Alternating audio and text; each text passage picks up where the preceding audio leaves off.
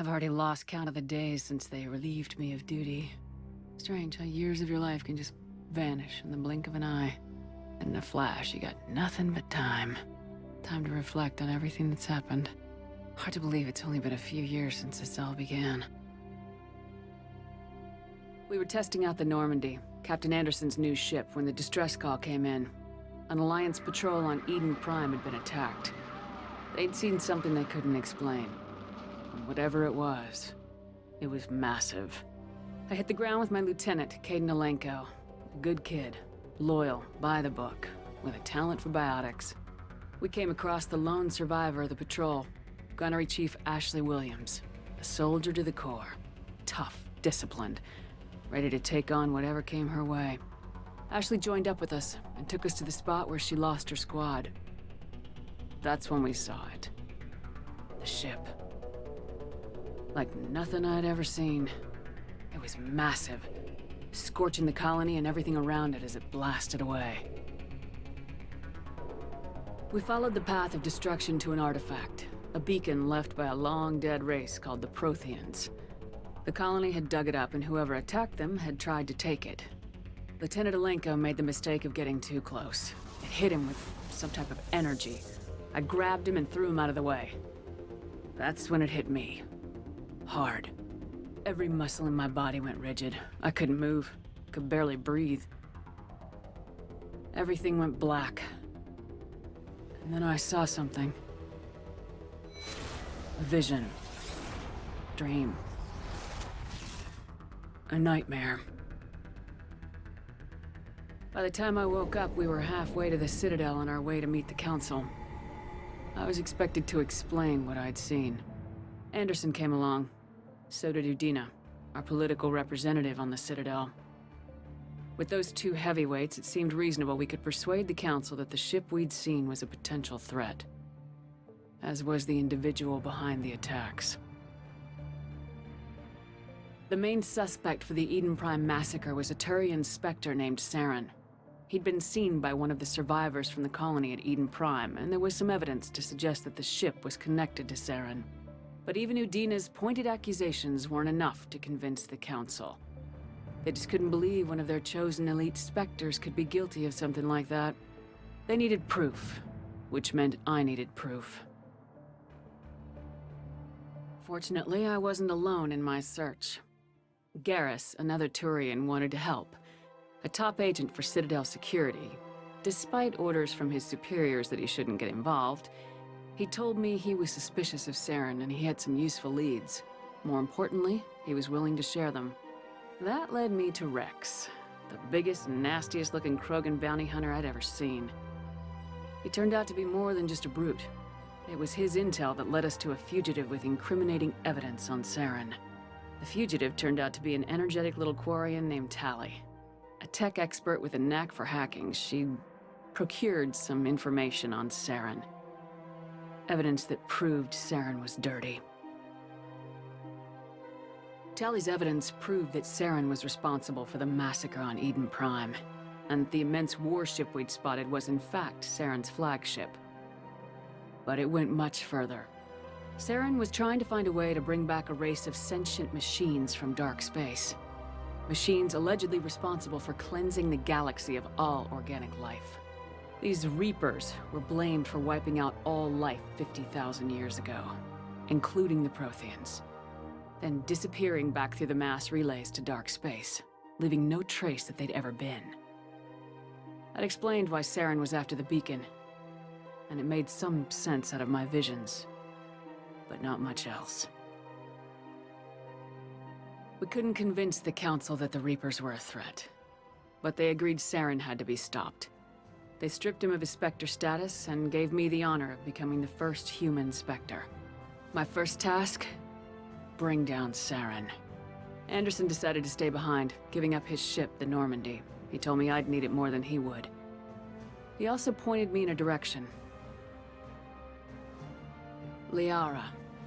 A Prothean expert, adept in biotics, and maybe most importantly, daughter of Benezia, Saren's top lieutenant. And like most Asari, as beautiful as she is intelligent, and born with a unique ability to meld with other species. Liara was able to help me decipher some of the vision the beacon had given me. Nothing concrete, but it gave me some clues. And a new appreciation for the Asari.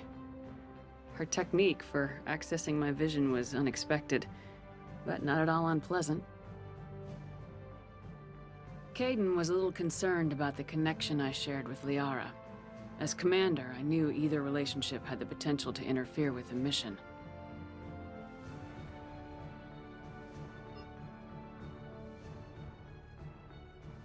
I told Kaidan I wasn't interested in Liara. I had my eyes on someone else.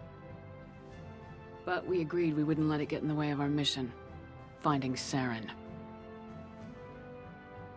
Thanks to Liara's help, we had our next lead, Benezia. Saren had taken her to Noveria, where he'd enslaved the queen of a dangerous race of insect-like creatures, the Rachni. He ordered Benezia to use the same technique Liara had used on me to extract information from the Rachni queen. The queen's drones were everywhere, and they were not happy. We had to fight through hundreds of them to get to Benezia. By the time we arrived, Saren was gone, with the information. I tried to reason with Benezia, but Saren had indoctrinated her. He had somehow acquired the ability to control people's actions and wills. Benezia wouldn't surrender, and Liara was forced to watch her mother die in her arms. And I was left with an angry, dangerous Rachni queen to deal with. She claimed her drones would do no harm if I released her, but the Rachni had terrorized the galaxy before. I couldn't do it. I wouldn't doom an entire species for past sins. And the Queen was true to her word. She left and took her army of drones with her. With Saren's top lieutenant dead, he was quickly running out of time and places to hide. I tracked him down at his base on Vermeer, but we soon learned it was more than a base of operations. It was a breeding ground.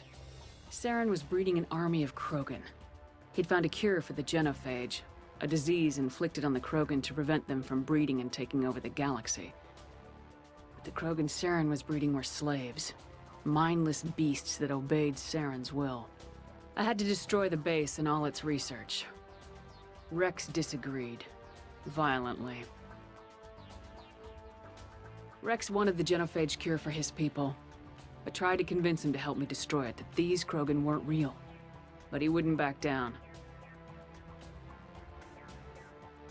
Fortunately, Rex is smarter than he looks. He realized this wasn't the way to help his people, and that Saren was the real threat. When we finally got to the center of the base, I realized just how close Saren was to completing his plan. He was already in communication with the Reapers. Sovereign, Saren's flagship we'd all assumed was just a ship, was a Reaper. It spoke to me, threatened me. I could feel the menace it had for every living thing. It wanted me dead. It wanted us all dead. And I knew it was capable of doing just that. What I couldn't understand was why Saren would help it. But there was no time to think about it. Sovereign knew where we were. We had to destroy the base and get the hell out. I split my team into 2 squads, sending Ash with one and Kaidan with the other as a distraction. We had a nuke and we planned to use it. Before we could detonate the bomb, Saren showed up. We fought. I stalled him to make time for my team. And in talking to him, I realized the truth. It wasn't Saren who was indoctrinating everyone. It was Sovereign, the Reaper. And Saren was in deeper than all of them. He tried to convince me he was still in control. Said he'd found a way to reduce the Reaper's influence, but he was kidding himself. Or believing the lies Sovereign was telling him. Before I could convince him to stop, he ran, leaving me just seconds to extract my squad mates. I tried, but I wasn't fast enough. I could only save one of them. Ash was a good friend, and a great soldier. But I had to choose, and I chose Kaidan. That was the last time Saren would slip away from me. I knew then, the next time we met, one of us would die. With my team mostly intact, we chased Saren and his army to Ilos, a long-lost planet that had once belonged to the Protheans. As we prepared for what we knew would be a desperate fight, I spoke to my crew. We were just one ship, against Saren's growing army. I assured them all that despite the odds, we could defeat him. But Caden saw through my words. He knew I was hurting after Ash's death. He could sense my doubts. We both knew this mission could be our last. Until that moment, we put our feelings aside for the sake of the mission. But why wait? We gave in to each other. And it was perfect. While it lasted. We arrived on Ilos close behind Saren. Once on the planet, we discovered a Prothean databank that helped me put the final pieces of my vision together. The Reapers had come 50,000 years ago, and every 50,000 years before that, each time purging the galaxy of life. The Protheans had fought and died like every species before them, but a few survived long enough to leave a parting gift. The Protheans had discovered that the Citadel was the key to controlling the mass relays. By sabotaging the Citadel, they found a way to close the relays to dark space, slowing the Reapers' return, giving us the time we needed to find a solution to stop the Reapers once and for all. Saren knew this. He was leading his army to take control of the Citadel and re-establish the relays to dark space, bringing the waiting Reapers here to destroy us all. We followed him to the Citadel. It was intact, but heavily damaged. He had caught the Council fleets by surprise, and they were only now regrouping. And with Sovereign as his flagship, there was little hope that the fleets could counterattack with enough strength to take back the Citadel.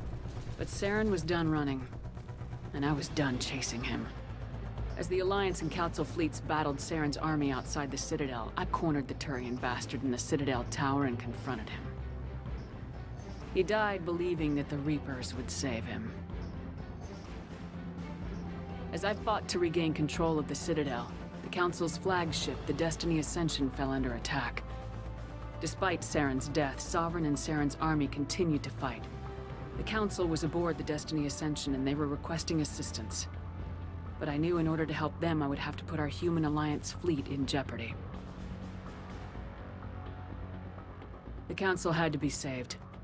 They represented the hearts and minds of the galactic community. Without them, the fleets would be in disarray. Even with the Citadel back in my control, Saren defeated and the Normandy leading the combined galactic fleet. The battle against Sovereign, a single Reaper, was relentless. It took the combined fleets of humanity and the other races, but in the end, Sovereign fell. But the costs were immense. While humanity's efforts in the war earned us our first seat on the Council, it was a hollow victory. The Reapers were still out there. I knew the fight was far from over, but as the one who'd led the fight against Saren, I was given new responsibilities. The choice of humanity's first counselor was left to me to decide. On the one hand, Udina, the lifetime politician, ruthless and ambitious. He would easily navigate the political landmines that would soon be placed before him. The other choice, Captain Anderson, the career soldier. Tough but fair. But a friend, and someone I could trust. Both great leaders in their own right.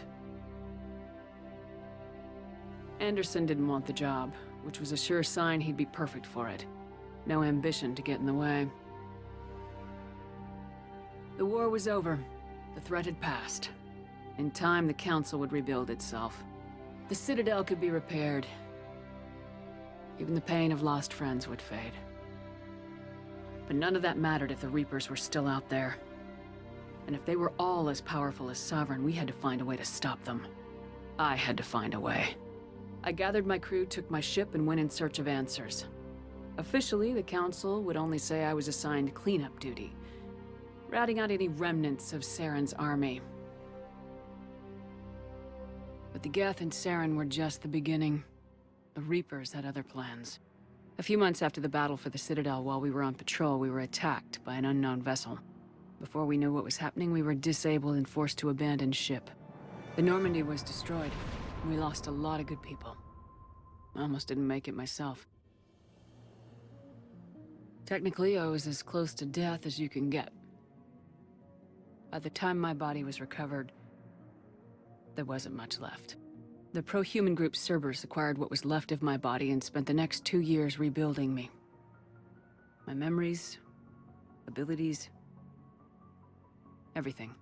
The person in charge of my recovery was a Cerberus agent, Miranda Lawson. Brilliant and efficient. But before I could be completely rehabilitated, the Cerberus facility we were in was attacked. I was forced to fight my way out. In my condition, I should have died. But an ex-Alliance soldier named Jacob Taylor kept me alive. We found Miranda and we escaped. They took me to meet the Elusive Man, the leader of Cerberus and the one who had ordered me rebuilt. The Elusive Man lived up to his name, offering half answers to many of my questions. But he did explain why he had brought me back. He believed I was the one person who could stop the Reaper threat. And he explained that the Reapers had a new ally, an insectoid race called the Collectors, the ones who had attacked the Normandy 2 years earlier. Since that time, they'd been systematically abducting entire human colonies and taking them beyond the Omega-4 relay, a place that no ships other than Collector ships ever returned from. The Elusive Man wanted me to find out why humans were being abducted, and to end it. In return, Cerberus would outfit me with a rebuilt Normandy, weapons, and a skeleton crew. As long as I agreed to take along Miranda, Jacob, and an illegal AI named Edie. I told the Elusive Man I wanted my own team, people I knew. He already had a list of individuals that he wanted, people that might be willing to go on a suicide mission, to head beyond the Omega-4 relay and face the unknown. It was an interesting list. Ex-convicts, assassins, experimental scientists. In the end, it was my choice. It would take time and effort to recruit them all, and with more humans disappearing every day, I wasn't sure I should bother. I decided I needed all the help I could get. Recruiting the team took me all over the galaxy. Along the way, I met some old friends. They were quick to join, despite the risks. As for the rest, finding them and convincing them to join me on a suicide mission was difficult. But keeping them from killing each other was next to impossible. They only had to stay alive long enough to complete the mission. I wasn't sure what difference it would make if they were happy doing it. But if we were going to survive this, our best chance was to make sure everyone was working together. I tried to recruit and reconnect with a few of my old squad, but they were suspicious of Cerberus. No doubt why they weren't on the Elusive Man's list to begin with. Worse, they had moved on. For 2 years, they'd believed I was dead and lost. Now I was headed off on another suicide mission. If things were gonna get better between us, it would take time. But I was running out of time. Maybe once the mission was over, we could try to reconnect. With most of the team recruited, we were getting close. We just needed to figure out how to survive the Omega-4 relay. Our best chance came when we discovered a damaged collector ship. We went in knowing it could be a trap, but we had to try. What we found there was almost unbelievable. The Collectors weren't a new race at all. They were the twisted remnants of the Protheans, slaves of the Reapers, and humans were the next target. The Collectors were abducting tens of thousands of humans for the Reapers, and unless we could find a way to stop them, we'd end up just like the Protheans. We had to escape before we could find out the secrets of the Omega-4 relay, but we were more determined than ever to put a stop to the Collectors. All we needed now was a way through the relay. Edie had figured out what we needed, and the Elusive Man knew where to find it. We stole parts from a derelict Reaper to mask our ship's signature, make the Normandy appear like a Reaper, and allow us safe passage through the relay. As soon as we had what we needed, Joker and Edie began testing.